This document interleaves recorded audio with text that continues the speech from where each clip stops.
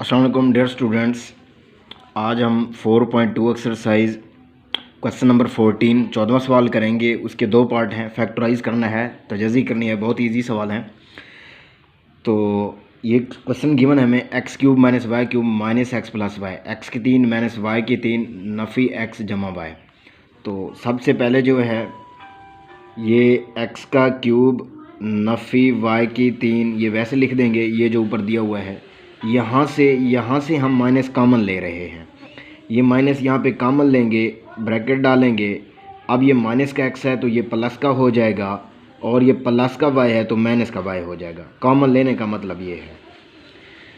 अब क्या करेंगे, अब हम जानते हैं कि ये एक फार्मूला है, ए की 3 नफ़ी बी की 3 इक्वल होता है ए नफ़ी बी इंटू ए की 2, ये नफ़ी है तो जमा ए बी जमा बी की 2। ये एक फार्मूला है जो कि हमने याद रखना है। ख्याल कीजिएगा, ये होल का क्यूब नहीं है, ये इस तरह नहीं है ए नफ़ी बी होल का क्यूब जैसे पहले हम पढ़ते आए हैं इस तरह के। ये होल का क्यूब नहीं है। ये दो टर्में हैं, एक ए है एक बी है, उसका अलग अलग क्यूब। ए की 3 नफ़ी बी की 3 है तो एक दफ़ा ए नफ़ी बी लिखेंगे, उसके आगे ए की 2 जमा ए बी जमा बी की 2। इंटरेस्टिंग बात है, अगर यहाँ पे देखें मैं क्यूब ये छोड़ दूँ, ये 3 ख़त्म कर दूँ तो ए नफ़ी बी बचेगा, तो ए नफ़ी बी लिख दिया। आगे ए की 2, यहाँ पे नफ़ी है तो जमा लिखेंगे, जमा ए बी जमा बी की 2। एक और फार्मूला है ए की 3 जमा बी की 3, तो फिर यहाँ पे ए जमा बी आता है और ए की 2 नफ़ी ए बी जमा बी की 2 आता है, वो और है। खैर, हमारा यहाँ पे हम ये माइनस वाला यूज़ करेंगे क्योंकि यहाँ पे माइनस है।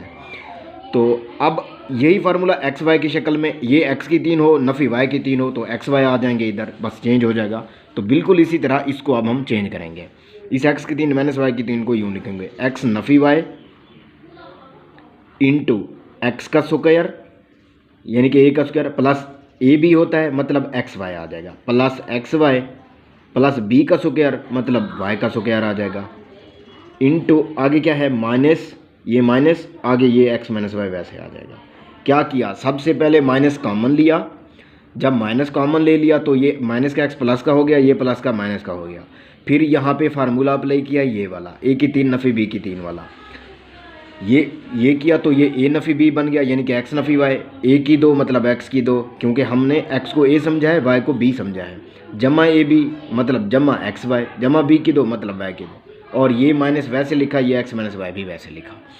अब क्या करेंगे, अब जो है अगर हम देखें तो इस ब्रैकेट और इस ब्रैकेट के दरमियान में एक माइनस है, तो यहाँ से हम x माइनस वाई, ये वाला x माइनस वाई ये कॉमन ले रहे हैं।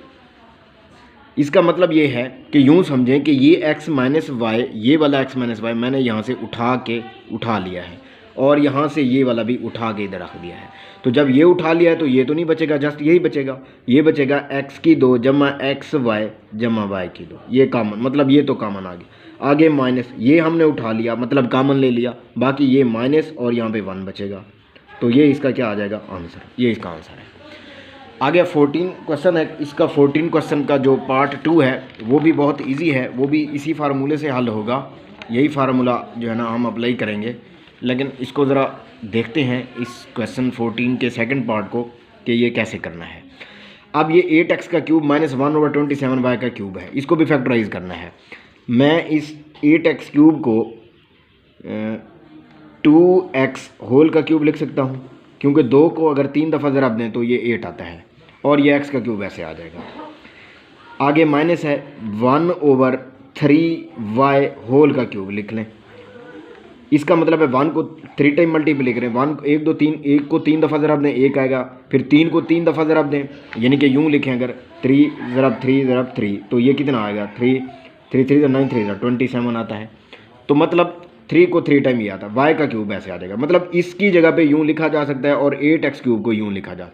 अब ये हमारा यूँ समझें कि ये जो है हमारा समझने के लिए यूँ समझें a बन गया है, और ये 1/3y समझने के लिए समझें कि ये b बन गया है।